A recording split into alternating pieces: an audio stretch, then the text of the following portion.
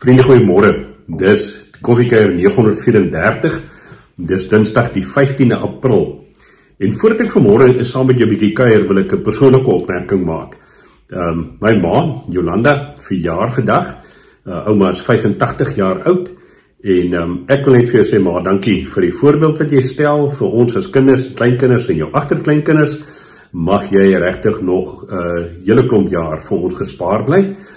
Dankie dat jy saam met ons leef en mag jy bederf word vandag. Ons sien uit daarna om die naweek so 'n bietjie saam met jou te kuier hier op Kleinmond. Maar mag dit vir jou 'n baie mooi en geseënde dag wees. Vriende, ek wil vanmôre weer so 'n bietjie gesels oor Markus 11, waarby Dominee Maggie dan nou ook Sondag in ons erediens stil gestaan het. En diegene van julle wat wel die erediens aanlyn gekyk het, sal nou hoor dat ek eintlik baie van Maggie se gedagtes sommer met jou wil deel volgens. Maar vir diegene wat nou nie ingeskakel het, is dit dalk nuus, dalk 'n nuwe boodskap, dalk iets om oor na te dink, dalk iets wat jy al gehoor het, maar wat ons opnuut ook hier in Groot Lydensweek of Heilige Week, soos wat dit bekend staan, waar ons oor kan nadink in ons verhouding met God die Vader, Seun en Gees, en veral dan om ons voor te berei om ook die eerskomende naweek Paasfees saam te vier. Markus 11 is die gedeelte waar Markus dan vir ons vertel van die intog in Jerusalem, in aansluiting by Palm Sondag, wat nou Sondag wat verby is dan nou ook was. En Markus beskryf sy evangelie en hy sê, toe hulle, dis nou Jesus en sy disippels, die mense wat hom gevolg het, toe hulle naby Jerusalem kom by Betfage en Betanië, twee kleiner dorpies so bietjie buitekant Jerusalem, vandag se taal sal ons seker kan sê, voorstede van Jerusalem, voor dorpe. Toe Jesus en sy disippels daar by Jerusalem kom, by Betfage en Betanië op die Olyfberg, stuur Jesus twee van sy disippels en sê vir hulle, gaan na die dorpie, daar reg voor julle, en net soos julle inkom, sal julle daar 'n jong donkie vasgemaak kry. Geen mense tog op hom gery nie, maak hom los en bring hom hier, en as iemand vir julle sê, wat maak julle daar, moet julle sê, die Here het hom nodig en hy sal hom gou weer hierheen terugstuur. Hulle het toe gegaan en 'n jong donkie by die ingang buite langs die pad vasgemaak gekry en hom losgemaak. Party van die mense wat daar gestaan het, het vir hulle gesê, waarom maak julle die donkie los? Hulle het geantwoord soos Jesus gesê het en daarna die mense hulle laat begaan. Hulle bring toe die donkie na Jesus toe en sit hulle klere op hom en Jesus het opgeklim. Baie mense het van hulle klere op die pad oopgegooi en party weer het groen takkies wat hulle langs die pad afgebreek het op die pad gegooi. Die wat voorgeloop het en die wat agteraan gekom het, het uitgeroep, prys hom, loof hom wat in die naam van die Here kom, geseënd is ons voorvader Dawid se koninkryk wat aan die kom is. Prys hom in die hoogste hemel. En Jesus het in Jerusalem na die tempel toe gegaan, alles daar bekyk. Dit was laatmiddag toe hy in die 12 weer terug na Betanië toe gegaan het. Nou, ek gaan nou nie baie oor die gedeelte noodwendig sê nie, ons ken die geskiedenis daarvan, ons ken hierdie verwagting wat die tipiese Jode van daardie tyd gehad het, dat die Messias moet kom, wat eintlik weer die koninkryk van Dawid sou oprig, in opstand en teenstand dan nou met die Romeinse regering, en hierdie verwagting wat die mense het, dat Jesus is die een, hy is die een wat nou hierdie nuwe koninkryk weer gaan oprig. Vriende, Maggie het my Sondag baie aan die dink gesit, in terme van haar beeld van die backwards bike, om te sê, ons het bepaalde prentjies, ons het bepaalde gedagtebeelde, van hoe ons oor jare groot geword het in die kerk, in sondagskool, kategese deurgekom het, so ons het bepaalde prentjies van wie God is, en hoe ons ook vanuit ons eie persoonlike lewe, ons eie persoonlike verwysingsraamwerk, wat baie keer kultureel en polities gevorm is, hoe ons dink oor God, en wie God is, en wat God behoort te doen. En ek wil nou nie Maggie se preek herhaal nie, maar ons weet mos nou vandag is dit half so ook 'n brandpunt in die wêreld, om politieke redes en so aan wat mense dan nou Christendom voorop gooi en sê, maar ons staan by waar ons staan, omdat dit ook van hierdie woord uit vir ons gevra word, binne die kerk, binne die breër kerk in Suid-Afrika en Suider-Afrika, selfde saak, verskillende standpunte, maar wat op 'n manier opkom vanuit hoe ons oor God dink, oor wie God is, wat God doen, en wat hy dan ook van ons vra om as sy kinders te doen. En Maggie het dit so mooi gesê, dat ons kan op 'n manier eintlik nie loskom van hoe ons oor jare heen gevorm is, om oor God en oor ons geloof en ons geloofslewe as Christene dan nou ook te dink nie. Maar, ons moet telkens onsself afvra of die prentjie wat ons het van God en van ons verhouding met hom, of dit is wat dit moet wees vanuit sy woord, en of dit is omdat dit maar gevorm is, soos wat ons groot geword het en kultuuries, stories daaroor nagedink het, en, vanuit verskillende perspektiewe. En dat ons as gelowiges wat onder leiding van die Heilige Gees leef, ook moet wees daarvoor om 'n nuwe denke te ontwikkel oor wie God is. Om op 'n manier te sê, hoe toets ek my lewe, my denke, my prentjie van God, aan wat die woord regtig vir ons sê, oor wie Christus is, en wat God van ons as gelowiges vra. En dit sluit ons nou natuurlik aan by een van die tekste wat vir my persoonlik ongelooflik kosbaar is in die woord van die Here, en dis Romeine 12, waar Paulus sê, laat God julle verander, deur julle denke te vernuwe. Want dis die wesenlike van geloof, van 'n verhouding met God, is om onder leiding van die Gees te sê, ek moet my prentjie ondersoek, en sê, is dit wie God is?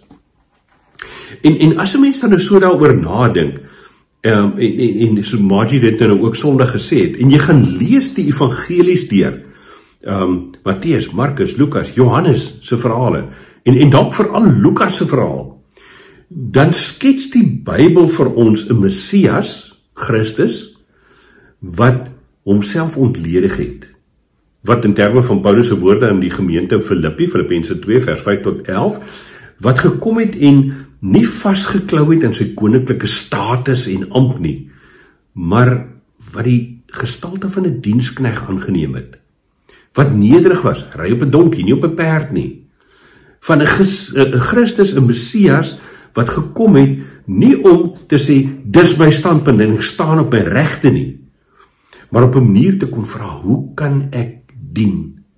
Hoe kan ek jou bedien? Hoe kan ek die randfigure, die persone wat uitgesluit is uit die samelewing, hoe kan ek hulle intrek en deel maak van die binnekring, deel maak van God se kinders hier op aarde? En as ons daardie prentjie sien van wie Christus is en was toe hy op aarde geleef het, veral dan nou, dan moet dit ons help om ook in ons denke anders te dink oor wie God is en wie God van ons vra om te wees. En vriende, as ek dit nou mag sê, dit is vir my die hartseer, dat ons baie keer in die kerk, en ek sluit myself daarbey in, dat ons so staan op ons regte, op wat vir ons moet, en dat ons vergeet, dat die Here Jesus prys gegee het, dat sy gesindheid anders was, as wat ons baie keer doen. En daarom die vraag wat Maggie ook gevra het, is om te sê, maar as ons dit opnuut besef, van wie Christus is, en wat hy vir ons kom voorleef het, veral omdat ons op pad is om Paasfees te vier, dan moet ons vir onsself afvra ook, wat is ons rol? En watter rol behoort ons te speel? En dan het sy ook gesê, en dit is so waar, dat om gelowige te wees, baie keer teen die kultuur van die dag ingaan. Teen dit wat algemeen aanvaarbaar is, en oor gepraat word, dat gelowiges ook moet sê, ons wil nie noodwendig deel van daardie groep wees nie. Ons wil deel wees van daardie groep mense, wat Christus se dienaarskap, sy kenosis, Filippense 2 se gedagte, daardie kenosis leer, ons wil dit kom embody, ons wil dit kom sigbaar maak, hier op aarde.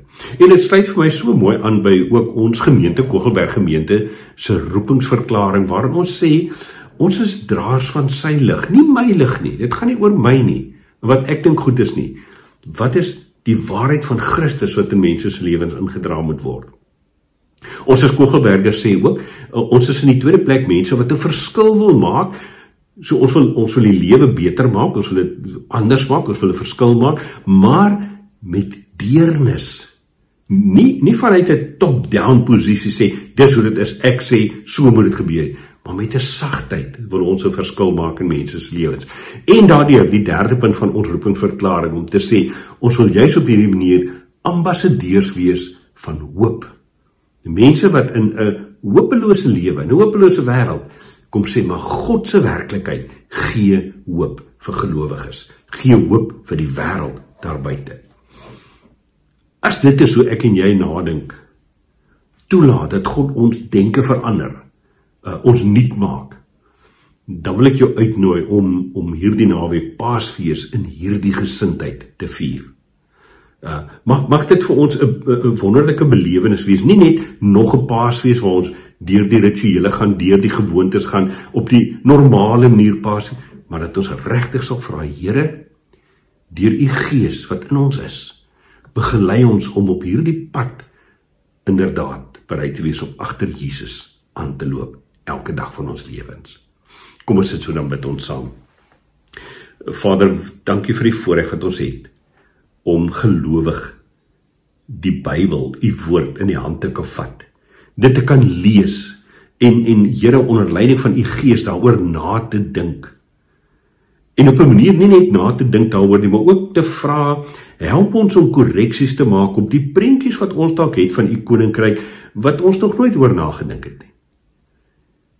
En dan is ons gebed, Here Jesus, dat u ook hierdie Paasfees sal gebruik, as 'n kragtige manier, waarin ons op 'n manier maar net weer uitkom by die essensie van wat dit beteken om volgelinge van Jesus Christus, die Messias, die Seun van die lewende God, ook hier op aarde te wees.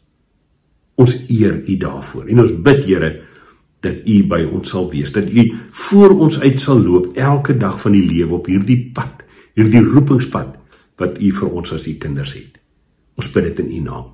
Amen. Vriende, ek weet ek is oor my tyd vanmôre, jammer daarvoor. Ek is redelik seker daarvan dat ek nie Vrydagoggend 'n koffiekuier gaan doen nie. Dood eenvoudig, ons het Vrydag ons Goeie Vrydag eredienste, Sondag is ons opstandingsdiens, en ek wil jou uitnooi om in te skakel ook by ons gemeente se eredienste wat aanlyn gebeeldsend gaan word. Kobus gaan vir ons die skakels uitstuur op die WhatsApp groep van ons koffiekuier groep natuurlik, so skakel daarby in. Ons gaan hierdie naweek so bietjie afvat. My ma en my sis, soos ek net nou gesê het, kom kuier vir ons hier op Kleinmond, en ons wil so 'n bietjie tyd sommer net saam spandeer, op hierdie manier ook, om bietjie kwaliteit aandag aan ouma te gee, die tyd wat sy wel hierdie paar dae by ons is. So, ek gesels DV weer met jou volgende Dinsdag, na Paasfees, wat ons ook kan nadink, kan reflekteer, oor wat die Paasverhaal, wat waarheid is, opnuut weer vir ons beteken het. Intussen tyd, geniet jou koffie, en ek sien jou dan volgende Dinsdag. Mooi loop.